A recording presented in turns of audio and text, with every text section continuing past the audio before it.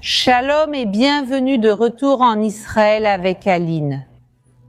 Nous sommes maintenant au pied du mont des Oliviers, dans le jardin de Gethsémani, l'un des lieux les plus terribles et sombres de l'histoire biblique. C'est l'endroit où Jésus passe ses derniers moments de liberté et où il reçoit le baiser de la trahison.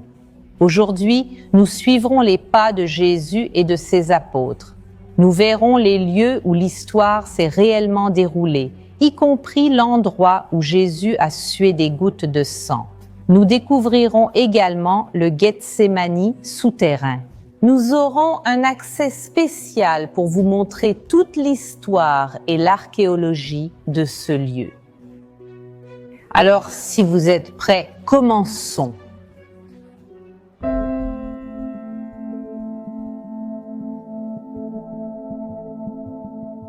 Le dernier repas de Jésus a lieu à l'intérieur de Jérusalem, au 2e étage d'une maison dans la zone du mont Sion.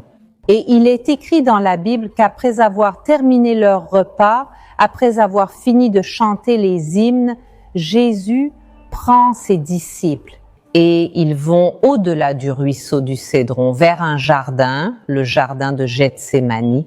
C'est exactement ce que nous voyons ici. Regardez, derrière nous, nous voyons les murailles de la vieille ville de Jérusalem. Le mont Sion se trouve exactement dans cette direction. Et ils sortent alors des murailles et traversent le ruisseau du Cédron, la vallée du Cédron. Et ici, ils commencent l'ascension au pied du mont des Oliviers. Et c'est exactement ce chemin que nous allons parcourir ensemble maintenant. Musique, musique. Vous avez vu que nous venons de traverser la vallée du Cédron, tout comme Jésus l'avait fait. Et ici, nous pouvons déjà voir la montée du mont des Oliviers. Et ici, à côté de nous, se trouve le jardin de Gethsémani, où nous allons entrer maintenant. Musique.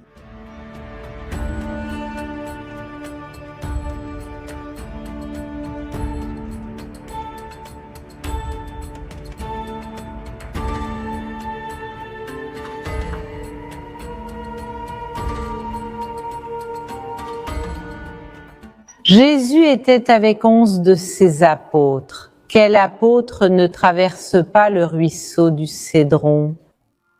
Justement Judas Iscariote, qui à ce moment-là était en train de trahir Jésus, le vendant pour 30 pièces d'argent.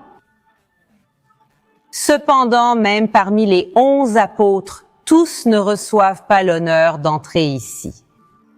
8 des apôtres restent un peu en arrière et Jésus choisit spécifiquement 3 de ses apôtres pour entrer ici et vivre les moments intenses de Gethsémani. Et prenant avec lui Pierre, Jacques et Jean, il commença à être saisi de frayeur et d'angoisse. Et il leur dit « Mon âme est profondément triste jusqu'à la mort. Restez ici et veillez. » Il prie, il veille au jardin de Gethsémani, également connu sous le nom de jardin de Gethsémani. Mais quand on parle d'un jardin, n'imaginez pas forcément un lieu plein de fleurs. En fait, c'était une zone agricole avec beaucoup d'oliviers. Et justement, nous voyons une partie de ce jardin préservé ici jusqu'à aujourd'hui. Et plus encore, juste derrière moi, il y a un arbre millénaire, un olivier, un témoin vivant de l'histoire qui s'est déroulée ici. Jésus laisse alors 3 de ses apôtres prier ici parmi les oliviers. Et il est écrit qu'il s'éloigne. Il s'éloigne à un jet de pierre. Un jet de pierre, c'est littéralement la distance à laquelle une personne peut prendre et lancer une pierre. Et puis il s'éloigne vers cet endroit, vers le lieu de l'agonie. Et cet endroit existe encore aujourd'hui. Et il se trouve à l'intérieur de cette église où nous allons maintenant. Venez avec moi.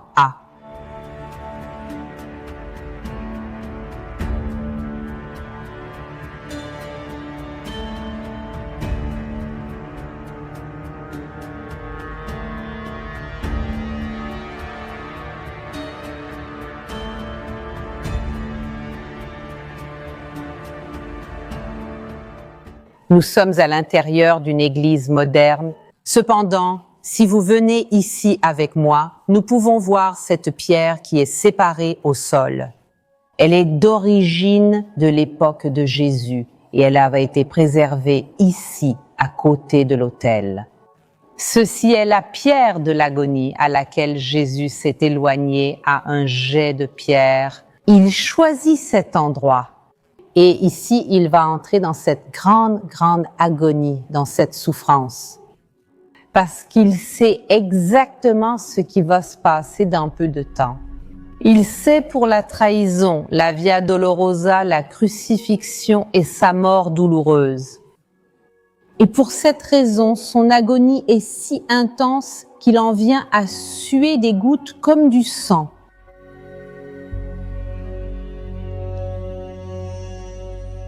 Et ici, à cet endroit même, Jésus prononce alors cette phrase si importante. « Père, éloigne de moi cette coupe, mais que ta volonté soit faite et non la mienne. » Et cela va se connecter avec ce qui va se passer dans le jardin dans quelques instants. Mais avant de retourner au jardin, je veux vous montrer l'archéologie de cet endroit.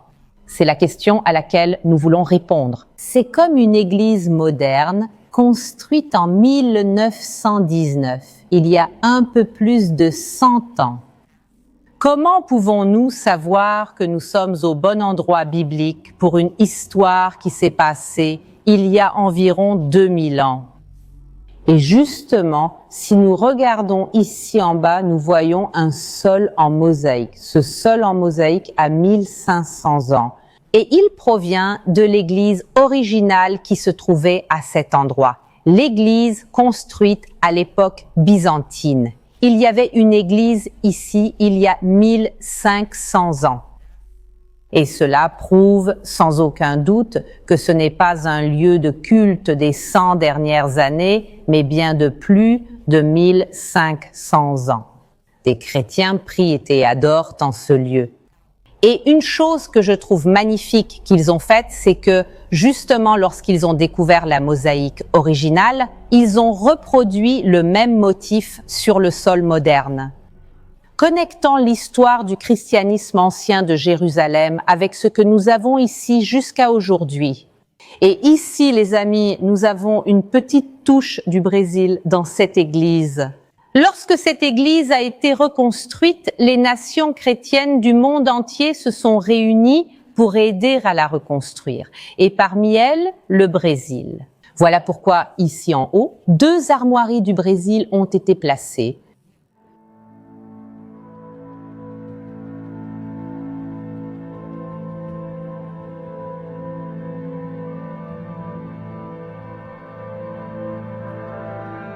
Les heures passaient, la nuit avançait et la fin approchait. Et Jésus alors quitte la pierre de l'agonie où nous étions et retourne au jardin de Gethsémani pour retrouver ses apôtres. Cependant, celui qui vient aussi à sa rencontre ici à Gethsémani, c'est Judas. Il est écrit que Jésus venait ici régulièrement avec ses apôtres et c'est pourquoi Judas savait exactement où trouver Jésus. Nous ne savons pas exactement où cela s'est passé, mais tout près de nous, probablement à quelques mètres, c'est là que Judas donne le baiser de la trahison à Jésus. Et alors Pierre, voyant ce qui se passait, voyant qu'ils allaient arrêter Jésus pour l'emmener en jugement, Pierre sort l'épée qu'il avait avec lui et coupe l'oreille de l'un de ces hommes, donnant ainsi à Jésus l'occasion de s'enfuir de cet endroit. Mais vous vous souvenez de la phrase que Jésus a dite quelques instants plus tôt, « Père, éloigne de moi cette coupe, cependant que ta volonté soit faite et non la mienne. » Il avait pleinement accepté ce qui allait arriver. Et c'est pour cela qu'il ne s'enfuit pas lorsque Pierre lui en donne l'occasion. Bien au contraire, Jésus guérit cet homme, ce même homme qui faisait partie du plan pour capturer Jésus.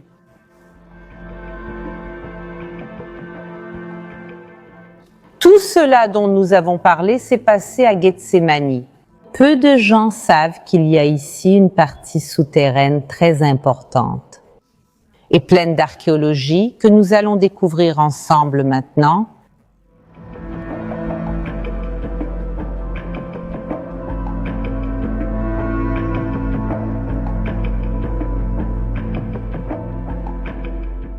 C'est un lieu biblique très important qui nous aide à confirmer l'histoire biblique. Cependant, depuis le début de la guerre entre Israël et le Hamas, il a été fermé au public. Mais aujourd'hui, nous avons reçu une autorisation spéciale pour ouvrir, pour vous montrer ce qu'il y a à l'intérieur et vraiment approfondir l'archéologie. Alors, allons-y, Musica.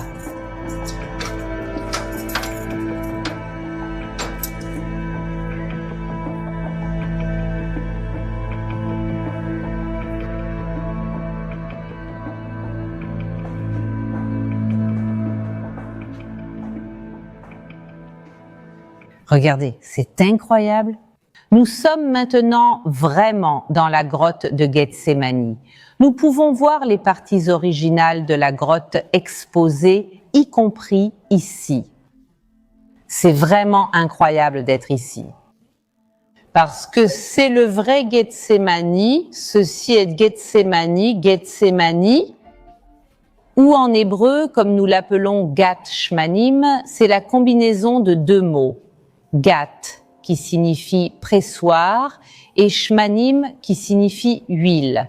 Donc, Gethsémani est le lieu du pressoir à huile, et l'huile d'olive était vraiment pressée ici à l'intérieur. Imaginez comment cela marchait du temps de Jésus. Toute la montagne des oliviers était couverte de milliers d'oliviers, d'arbres. Les olives étaient récoltées au point le plus bas de la montagne, puis elles étaient transportées jusqu'à un endroit spécifique où se trouvait la machinerie, et là, elles étaient pressées. Tout ce processus avait lieu en automne et en hiver, ici en Israël, c'est-à-dire en octobre, novembre, décembre, janvier et aussi un peu en février. Cette période est froide et pluvieuse. Ça n'a aucun sens de laisser toute ta machinerie exposée et de laisser littéralement la pluie tomber sur l'huile d'olive que tu es en train de produire. Et ce ne devait pas non plus être agréable pour les travailleurs de rester dans le froid et sous la pluie en travaillant. Et c'est pour cela que le matériel de Gethsémani, l'endroit exact du pressoir, devait se trouver dans un endroit couvert comme cette grotte. Et quelque chose d'incroyable s'est produit ici en 1956 lorsque l'archéologue Virgilio Carbo a été autorisé à faire des fouilles. Et il a trouvé des preuves archéologiques que cet endroit était utilisé comme un lieu de pressage d'huile d'olive, comme Gat Shmanim. Alors, quand nous parlons de Gethsémani, c'est ici Gethsémani, et toute la zone autour de nous, là où nous étions, ce sont les jardins de Gethsémani. Et donc, quand Jésus était vraiment dans les jardins avec ses apôtres, avec ses 3 disciples, ils s'endorment. Des spécialistes estiment qu'au moins une fois, en s'endormant, ils sont descendus ici dans la grotte. C'est l'aube, alors peut-être qu'ils sont vraiment venus ici pour s'abriter des éléments. Mais il y a quelque chose d'un peu étrange dans cette histoire. Si tout cela était un complexe industriel, la grotte et le jardin autour, comment se fait-il que Jésus ait choisi un immense complexe industriel pour aller prier? Et les disciples aussi dormaient? Est-ce que ça a du sens de dormir dans une usine, dans une zone agricole comme celle-ci? Oui, parce que cet endroit ici était très animé en hiver et en automne. Si vous arriviez vraiment ici, à l'époque de la récolte et du pressurage, olives, huile, des gens entraient et sortaient pratiquement tous les jours, c'était très animé. Mais les derniers jours de Jésus, en particulier ces derniers moments de liberté, ont eu lieu pendant la Pâque, qui marque le début du printemps. Et pour cette raison, toute cette zone ici était très calme, parce que ce n'était pas la période où les gens travaillaient ici. Donc cela a tout son sens historique et archéologique que Jésus ait choisi de venir au jardin de Gethsémani. Parce que l'endroit, à ce moment-là, était pratiquement vide et on pouvait prier et aussi, dans le cas des disciples, dormir en paix. Et en plus des découvertes de l'époque de Jésus, il y a bien plus d'archéologie à cet endroit que je veux vous montrer. Alors venez, parce qu'une partie se trouve ici, cachée sous ce banc. Ici, cachée sous ce banc. Laissez-moi le déplacer un peu pour vous montrer. Venez ici. Il y a un sol en mosaïque. Cette mosaïque est d'origine byzantine.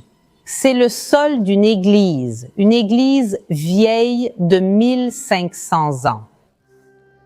Mais quel est le sens pour les chrétiens de prendre un endroit qui était une usine, un lieu industriel, agricole, et de le transformer en église? C'est parce que, déjà à cette époque, ils comprenaient la valeur historique et spirituelle de ce lieu.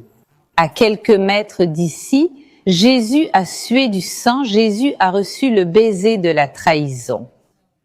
Il y a de fortes chances que les 3 apôtres soient entrés dans cette grotte et y aient dormi cette nuit si fatidique. Mais il se peut aussi que Jésus lui-même soit passé par cette grotte. Nous savons que Jésus venait souvent au jardin de Gethsémani et il est aussi venu ici enseigner à ses disciples avant ce jour-là.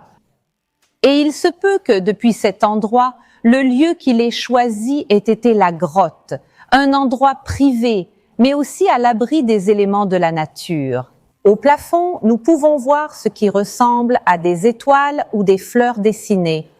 Ce sont des peintures de l'époque des croisades, vieilles de 900 ans, car à cette époque aussi, cet endroit servait d'église. Ici, il y a eu des cultes depuis les premiers chrétiens. Et comme vous pouvez le voir, même aujourd'hui, cet endroit fonctionne encore comme une église.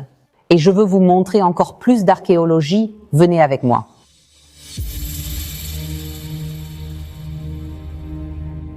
Cette peinture ici, les spécialistes pensent qu'elle date de la période byzantine. Et tout le plafond dans cette zone, puisque le plafond ici est plus bas, il y a des centaines d'inscriptions. Des chrétiens au fil des siècles qui sont passés par ici ont laissé un petit mot, une croix dessinée, leur nom. Cela montre vraiment la foi chrétienne de Jérusalem à travers les siècles. Et ici au fond, littéralement sous mes pieds, il y a une énorme citerne. Antérieurement à l'époque de Jésus, c'était un réservoir d'eau avant la naissance de Jésus. Ce qui prouve que ceci n'était pas simplement une grotte, mais que cet endroit était utilisé et qu'il y avait ici des industries, principalement d'huile d'olive. Et en effet, l'archéologie ici le prouve. Et ici aussi, on peut voir d'autres sols d'églises postérieures. Et là-bas, derrière, il y a des tombes de femmes chrétiennes byzantines. Donc on voit que l'endroit était industriel. Avant Jésus, et après que Jésus et ses disciples soient passés par ici, il se transforme en un lieu de foi.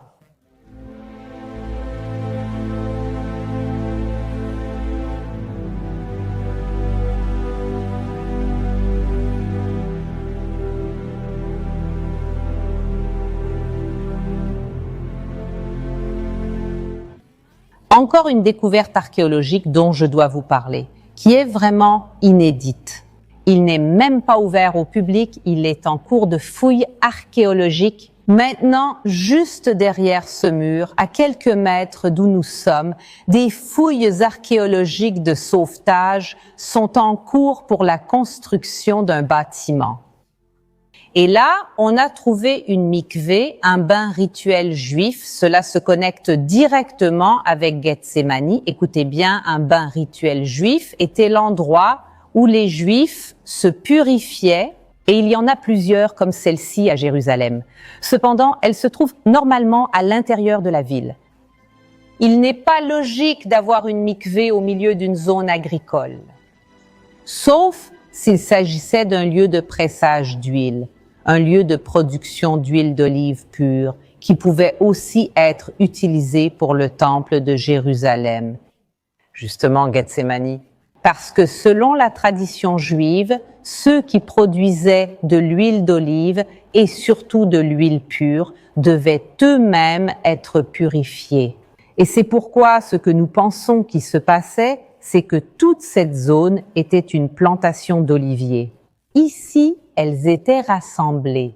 À quelques mètres de nous, les gens se purifiaient pour entrer dans l'usine et produire l'huile d'olive.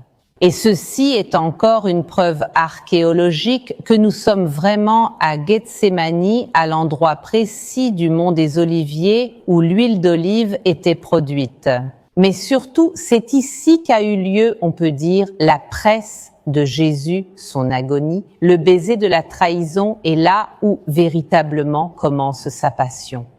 J'espère que vous avez aimé la vidéo d'aujourd'hui. Si vous l'avez trouvée intéressante, n'oubliez pas de laisser un like et on se retrouve la semaine prochaine.